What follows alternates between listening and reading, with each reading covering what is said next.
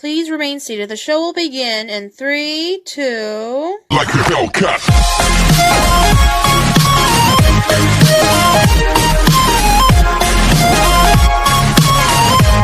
Hi, I'm FandomTraveller87. Wanna hear a ghost story?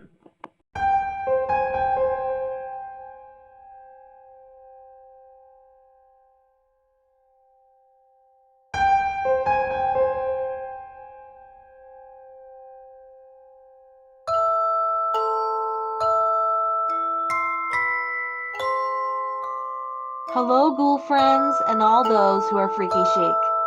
I'm FandomTraveller87, and welcome back to my channel. Let's continue our story with Sam, Betsy Ann, and Tom Foley.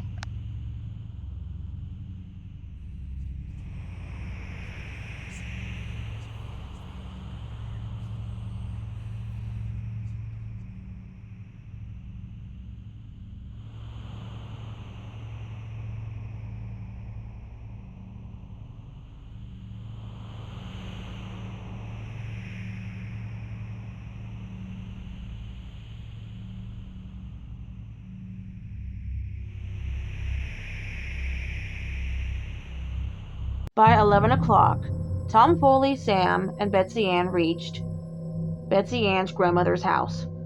Tallulah was waiting on the front porch with a lantern lit.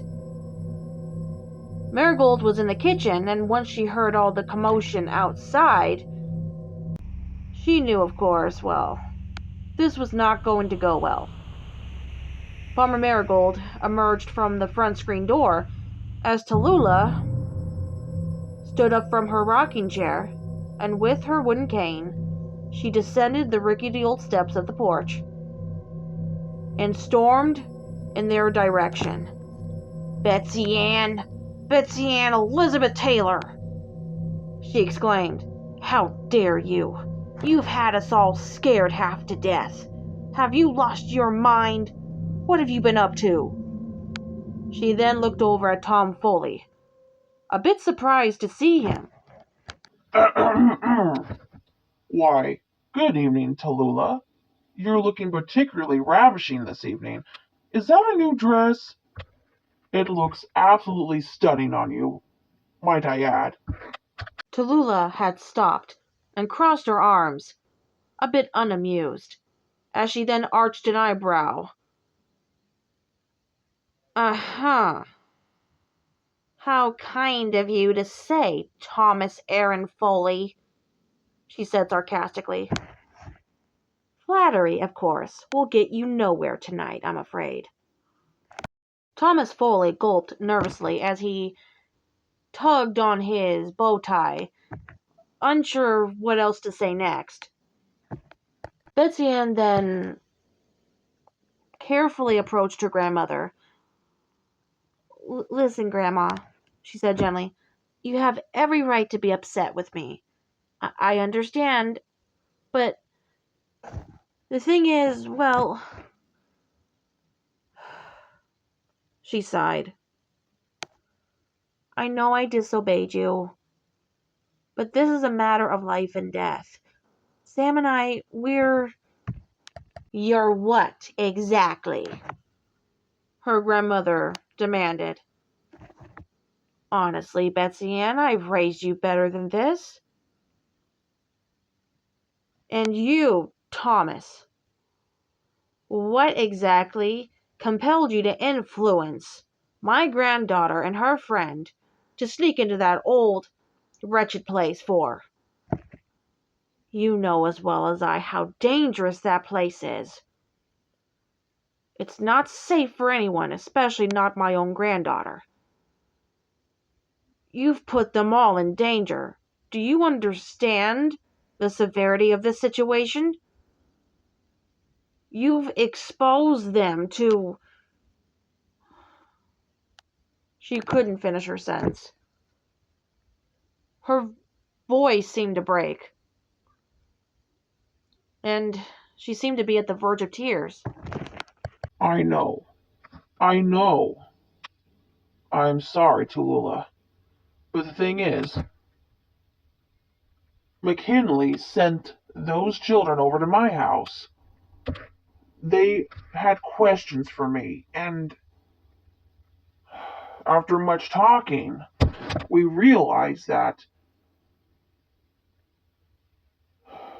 the pressing matter at hand is solving the mystery of what happened to Felicia.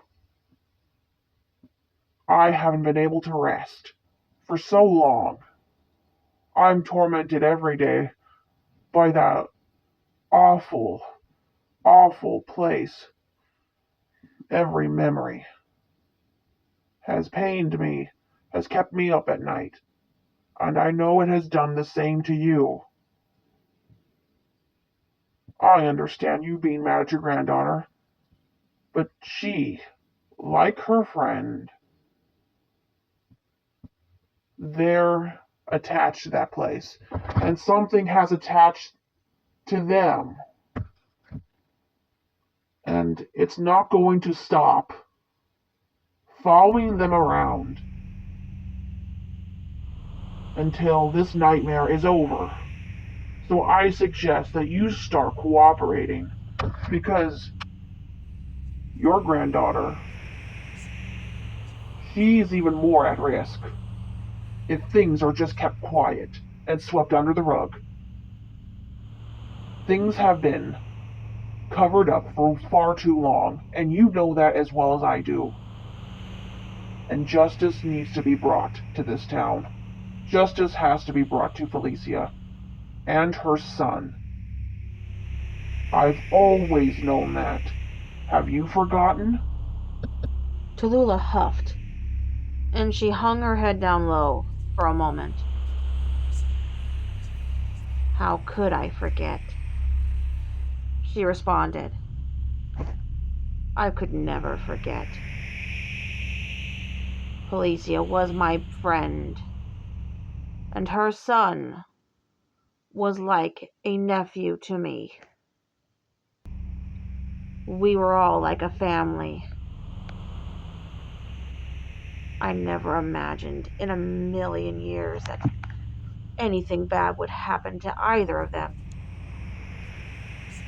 And I'd like to think that man she was married to was responsible for this, but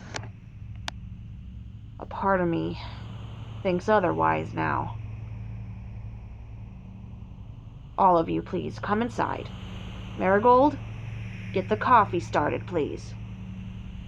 It's going to be a very, very, very long, long night.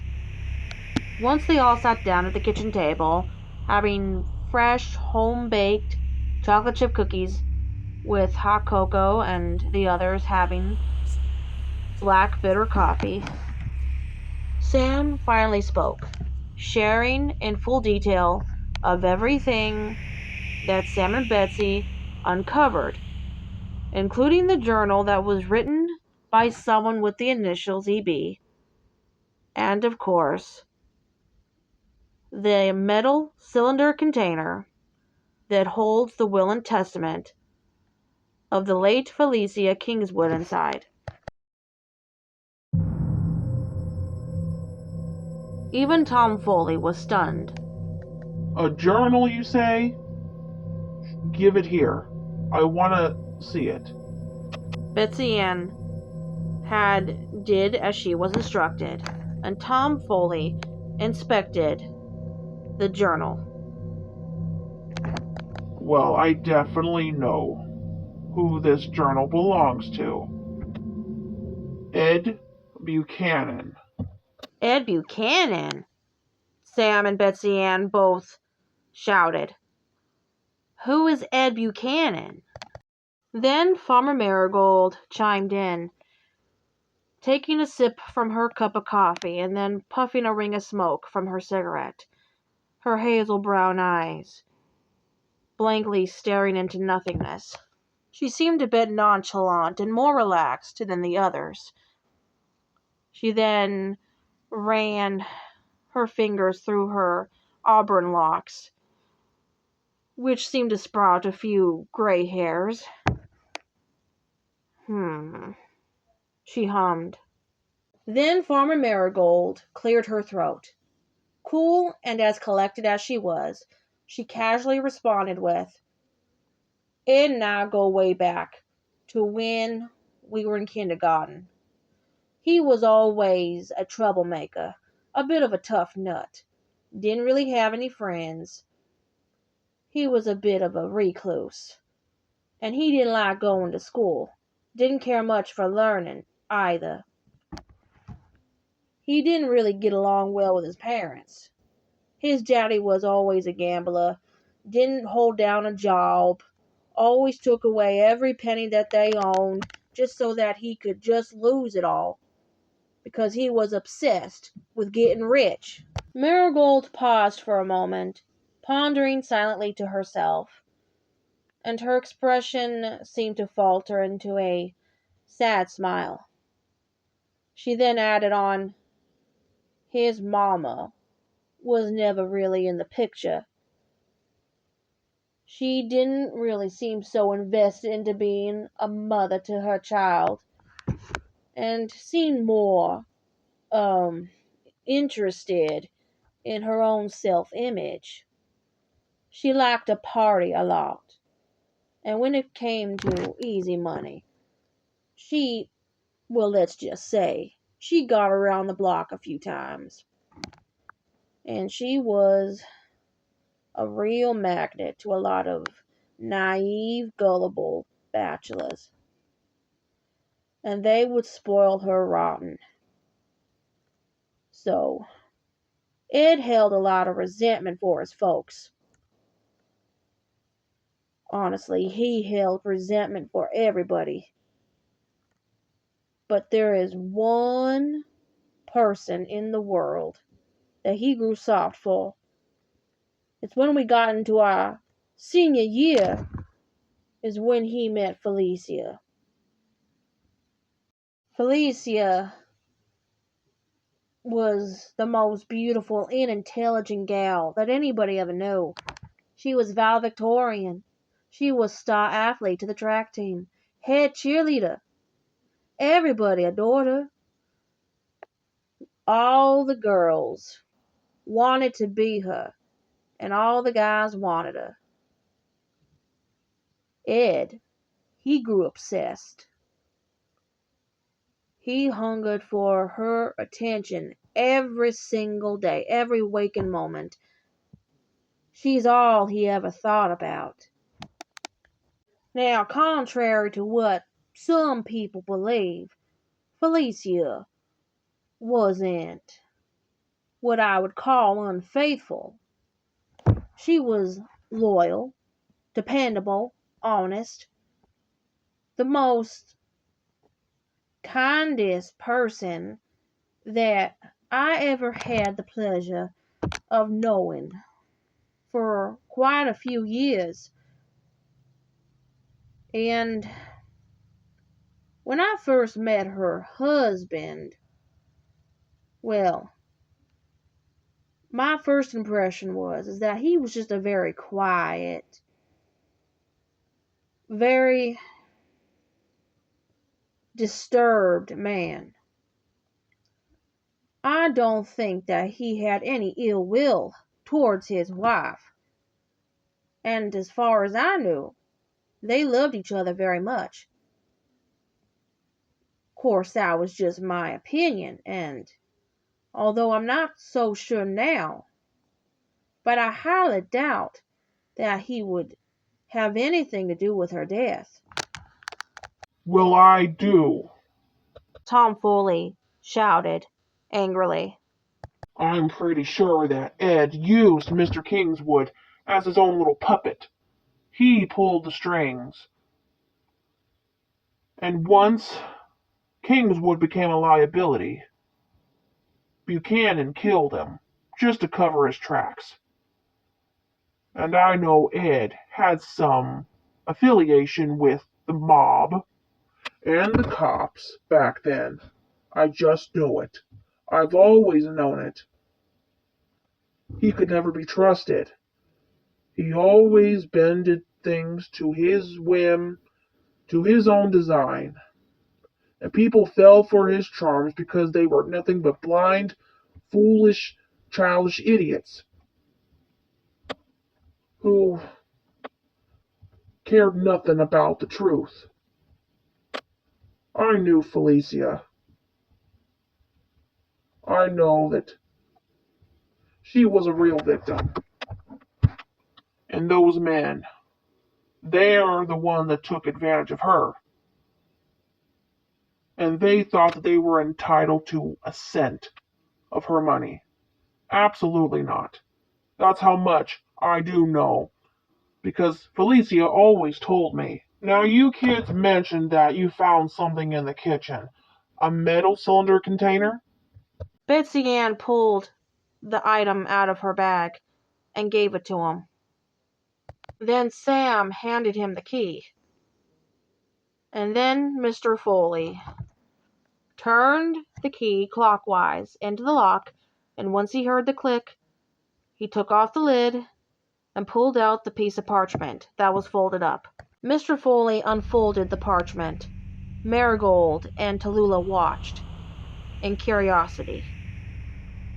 And the kids, they had also been a bit anxious. Once Tom Foley had finished reading the will and testament of Felicia Kingswood, he frowned. Just as I expected. Just as I remember. Felicia shared this with me all those years ago. But then he dropped a bit of a bombshell that nobody was expecting. I'm not sure if all of you realize, but this is only half of Felicia's will. The other, bottom half, is missing. What? Betsy Ann exclaimed. Really? That's not possible, Tallulah argued. I was there. I witnessed her writing that will. I don't recall there being a second page, let alone anything more than just what you have there in your hand. Are you really sure of this, Foley? I'm serious as the plague, Tallulah. Then can you remember what else the will said besides what you just read to us? Tallulah asked. Tom Foley was unsure. It was as though, well, perhaps in his old age, his memory wasn't all that great. I'm sorry. I wish I could remember exactly what else the will read. But it's been so long, and my head is a little bit fuzzy. Ever since that night, I saw Mr. Kingswood dead in the attic, hanging from a telephone cord, Tallulah. So forgive me. Perhaps trauma has scarred me so badly that I just drew a blank. So pardon me for that, for experiencing something so terrifying that all else just has made me forget something as important as that. Tom Foley huffed and took a deep breath, exhaling. I have a theory. When I arrived at the Kingswood residence on October 31st, 1950 at midnight, sometime before I arrived, I am certain that Mr. Kingswood had company. Ed Buchanan. I have no doubts about that. Ed was trying to persuade Kingswood into giving him the $5.5 million that Felicia had tucked away, hidden somewhere in the house. But Kingswood refused to give Ed the whereabouts of the briefcase. And out of anger, he killed Kingswood, mutilated his body almost beyond recognition, and had him hung from a telephone cord in the attic. I am 100% positive about that. And I am certain that there was some sort of demonic influence that had caused Mr. Kingswood to perhaps kill his own son. Tom Foley, what are you talking about? What demonic influence? Marigold spat.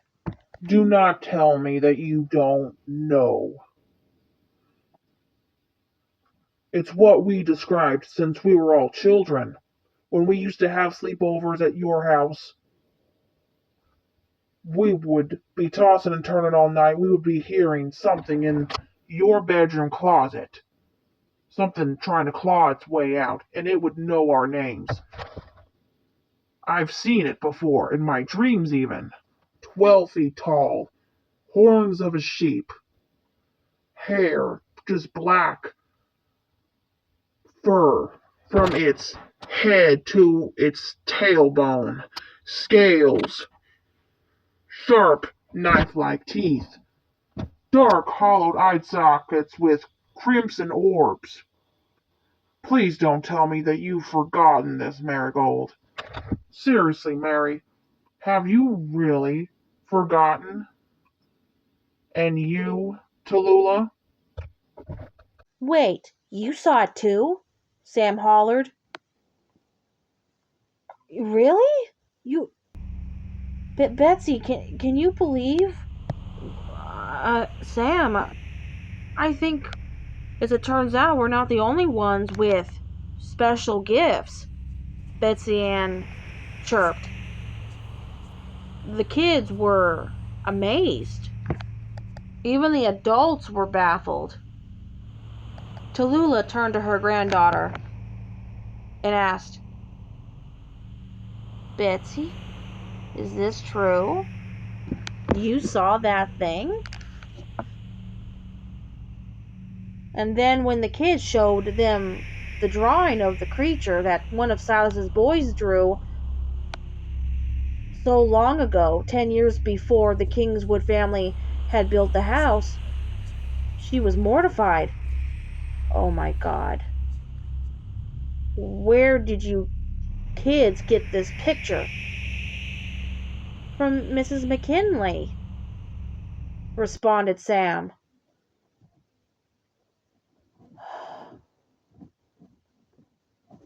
She sighed and looked over at Marigold and Tom Foley.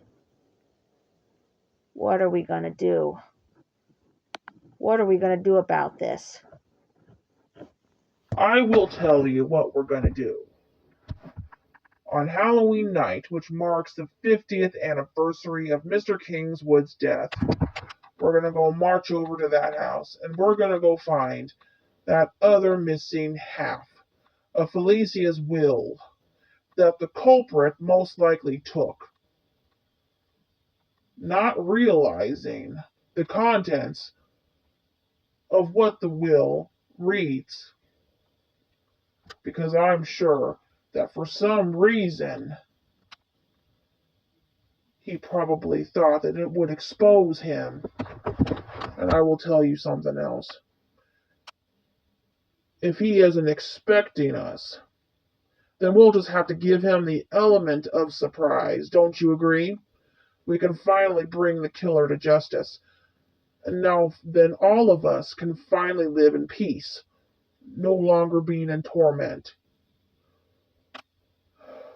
of such an awful, awful reminder of what we lost. It's what Felicia deserves. It's what her son deserves. We all deserve it. Foley's right, replied Marigold. We need to do this for Felicia.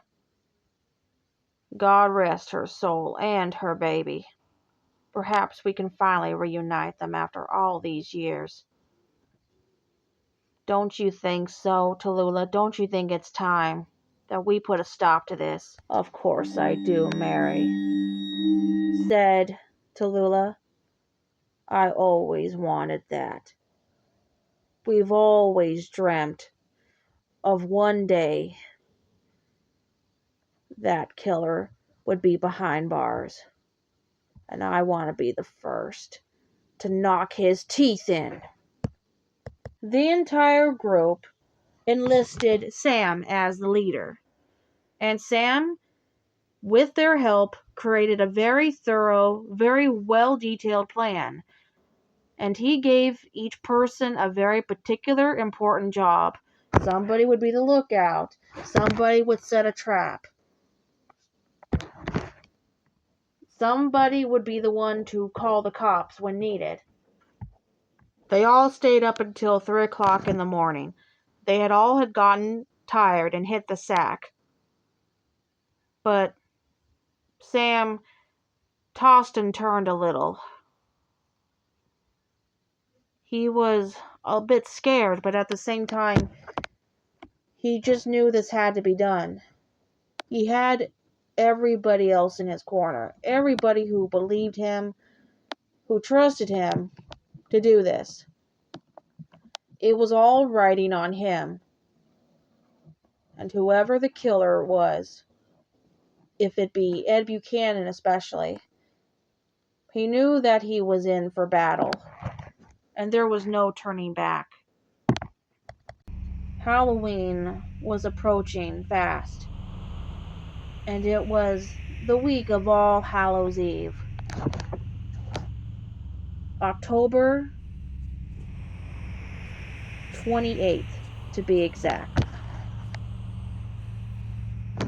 With his mother still out of town attending her nurses' convention, Sam realized, well, that was one obstacle he didn't have to deal with. And as opposing as his mother was, she was oblivious to everything that has been going on. And being the negligent parent and rather reckless one at that, who knows, perhaps she too would be facing justice at some point, having to answer for all of her actions, the crimes that she committed against her own son. It was wishful thinking in Sam's eyes. And it was also just something that he had hoped for, wished for so long. And yet he still had regrets. A part of him was still vulnerable. There was so much sadness and misery inside of him that perhaps this demon creature, if it still had been around, perhaps it would use that to its advantage to weaken Sam. And Sam couldn't afford that. He had to be strong, he had to be brave. Otherwise, God knows what would happen next if this plan would fail. I can't let them down, he thought. I can't fail. I cannot fail. He kept telling himself that repeatedly, over and over, like a broken record. He was so terribly insecure, deep down inside. But he just couldn't. He just couldn't fail this. He couldn't fail his friend, nor anyone else around him involved. And he didn't want them to be in any sort of in danger. But this town has been destroyed enough by so-called defamation and allegations and so much tragedy. It had,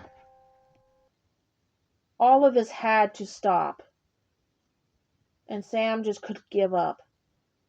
A part of him just wanted to just back out of this whole thing, but he couldn't. He couldn't do that to them. They were all counting on him. They needed him. Halloween just a few days away. For the first time in forever, Sam actually knelt down and he prayed. He prayed so hard to God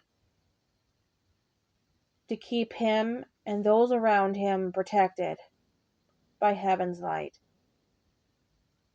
His faith had been the only other thing that was keeping him going, keeping him from going insane. I can do this, he told himself. I can do this.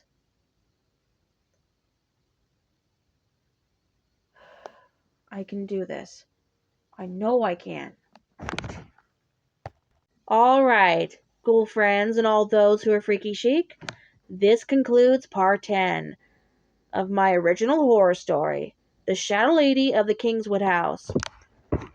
The next part may or may not be the finale, but I'm sure and I hope that you guys will check it out once it's posted up.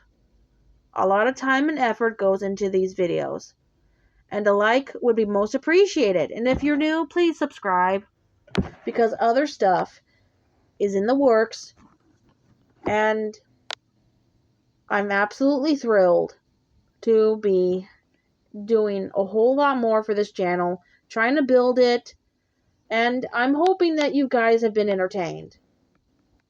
I love you all to the tomb and back. I'm FandomTraveller87, and thank you again for listening. Please like, subscribe, and hit that notification bell for all other juicy future content.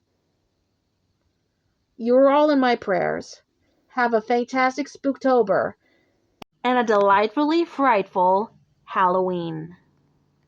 Be sure to keep your windows barred shut and curtains drawn, your doors locked up tight. And always be sure to look underneath your bed before you go to sleep. Pleasant dreams, everyone. I'm FandomTraveller87. Until next time. Bye.